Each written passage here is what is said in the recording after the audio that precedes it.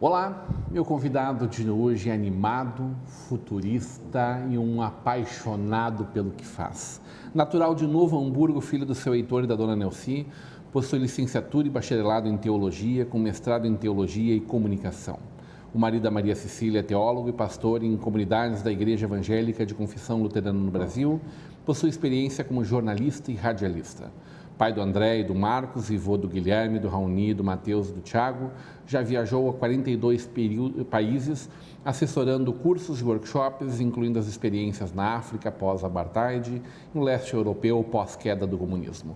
Hoje teremos uma conversa de peso com o Heitor Joercy Meurer, o pastor Heitor Meurer. Seja muito bem-vindo para essa conversa de peso. Obrigado. O peso eu posso deixar contigo. Não, mas o peso não é por causa do tamanho do entrevistador. Não é por causa do tamanho. É por causa da qualidade do entrevistado, pastor.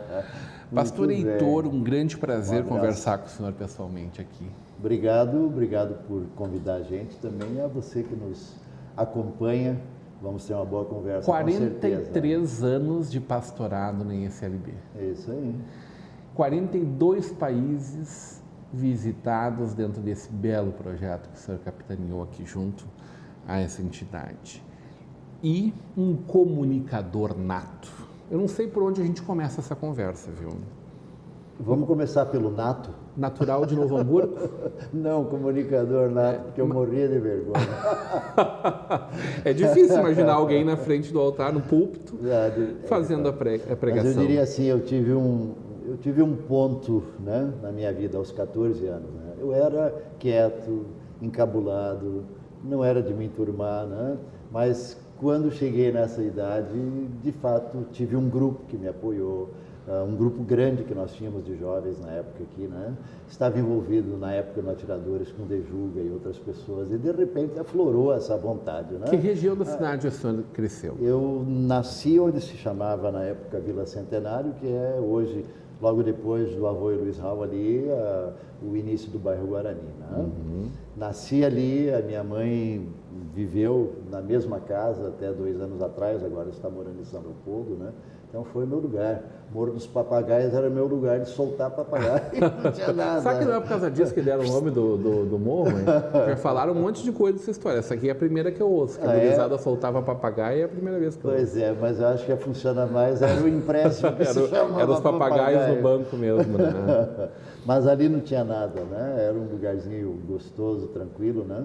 O trem passava, no tempo que eu fiz o ginásio no Pindorama, pegava carona atrás, no último vagão do trem. Quando a gente via alguma bergamota madura, a gente pulava fora.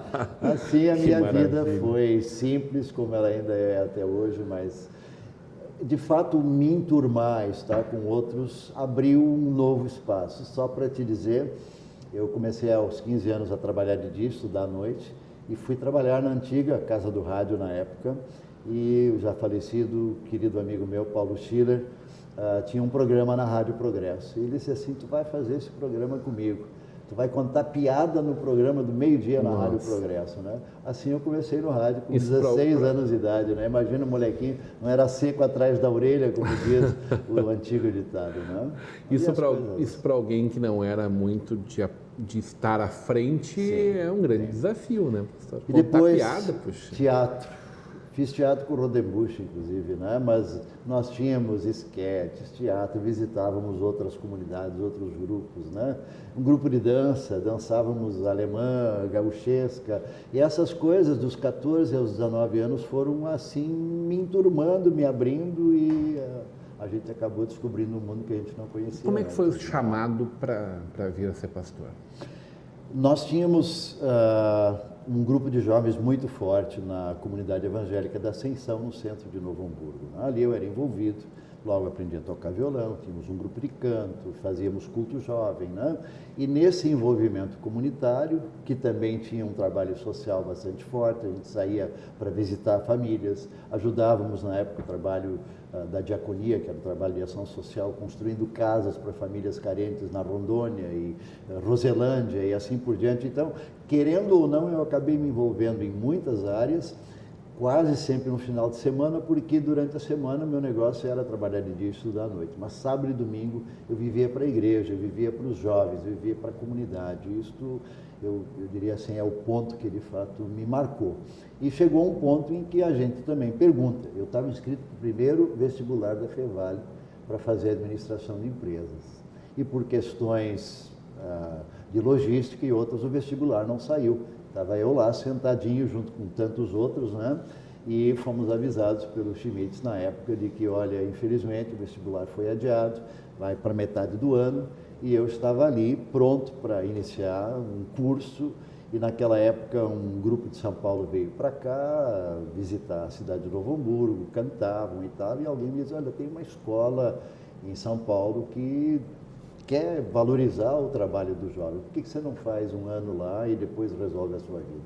E eu acabei indo para São Paulo estudar, fiz um curso de licenciatura em teologia na época, acabei ficando 4 anos, né?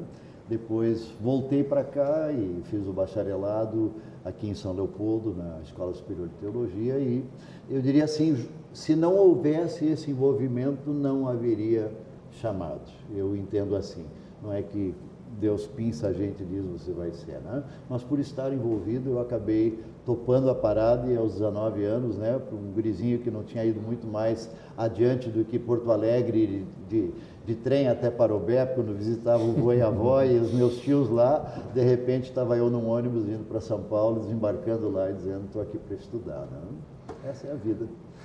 Que levou o senhor também para a comunicação, é? De um certo modo, sim, porque...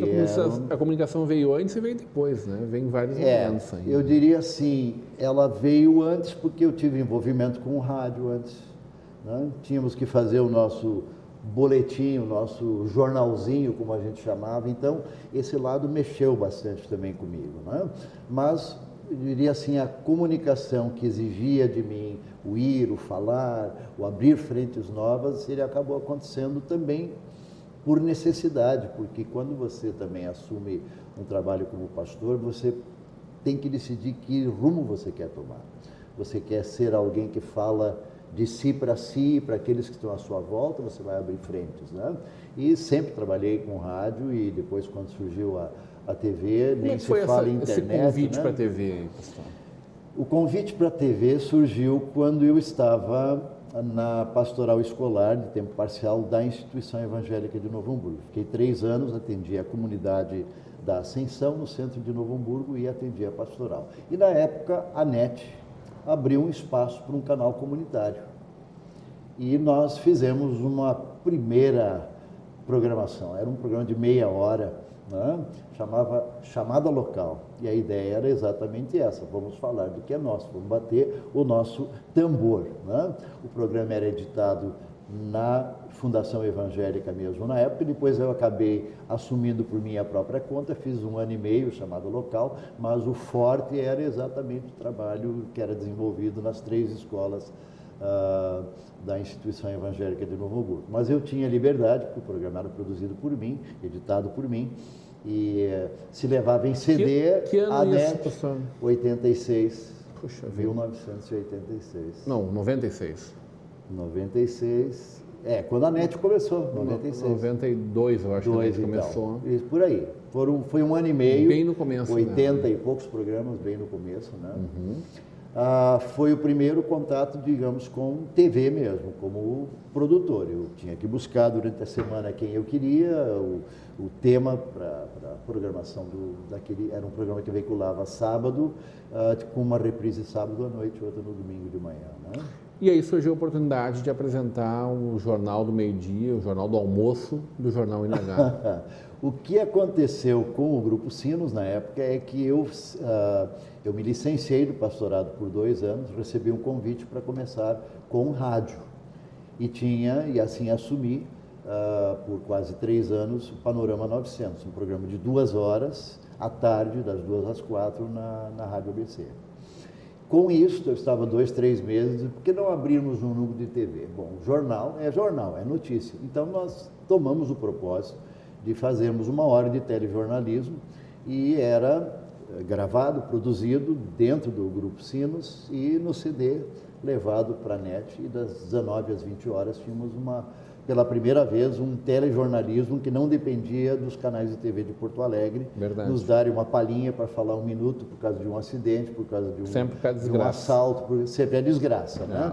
E ali foi diferente. A gente teve essa oportunidade de trazer a matéria que achávamos interessante e que muitas vezes podia chegar a um público de forma diferente. Às vezes era a matéria que ele poderia ter escutado na Rádio ABC, poderia ter ouvido ali, poderia ter lido no jornal, mas a TV tem esta questão bonita da imagem, né? De você ir para a rua, voltar e falar e dizer. Eu digo que é a comunicação perfeita, né? Porque é imagem, som, certo, movimento, ação, sim. Luz, brilho.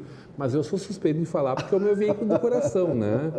Eu sei que a latinha lá também tem o seu valor, eu sei que a escrita tem o seu valor também, nenhuma dúvida disso. E se complementam, né? Eu acho assim que se complementam, né? Eu produzo um jornal como uma assessoria ao Sino do Rio dos Sinos, né?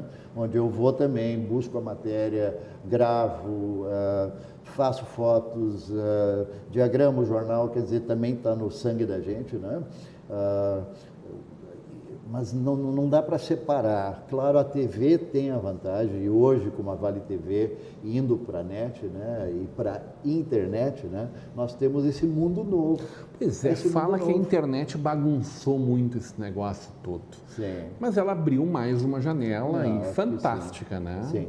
Ela não diminui, eu acho que nenhum veículo, mas ela abriu a possibilidade de que alguém, enquanto faz o seu trabalho, enquanto está no seu escritório ou à noite em casa, ele está ali com o que é dele, né? Mas ele tem a chance de repente, eu faço isso muitas vezes, estou com a TV ligada para um jogo que me interessa, o Libertadores, ou Sul-Americana, ou como foi agora o nosso maravilhoso Campeonato Gaúcho desse ano, né?